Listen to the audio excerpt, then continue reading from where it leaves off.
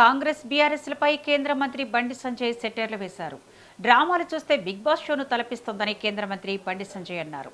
ప్రతి వారం ముందే రిహార్సల్ చేసి పోటాపోటీగా నటనలో జీవిస్తున్నారని, అబద్దాలకు ఆస్కార్ అవార్డిస్తే ఇద్దరూ అర్హులని ఎద్దేవా చేశారు. తెలంగాణ ప్రజలేమైనా అమాయకులనుకుంటున్నారా అని, తమను చూసి నవ్వుకుంటున్నారని బండి సంజయ్ వ్యాఖ్యానించారు.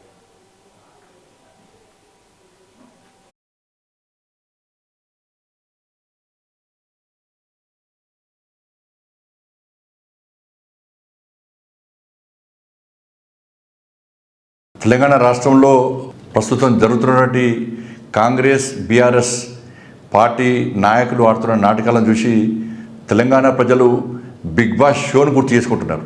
బిగ్ బాస్ షోను మైమరిపించే విధంగా వీళ్ళు నటిస్తలేరు, నటులు జీవిస్తున్నారు ఇద్దరు రెండు పార్టీల నాయకులు. కాబట్టి మీ డ్రామాలు ఆపండి, మీరు ఆడుతున్న నాటకాలు ఆపండి. మిమ్మల్ని చూసి ప్రజలు నవ్వుకుంటున్నారు. తెలంగాణ రాష్ట్రంలో మీరు ఏదో మేము చేస్తున్నాం అనుకుంటున్నారు. మీ డ్రామాలు చూసి ప్రజలు నవ్వుకుంటున్నారు.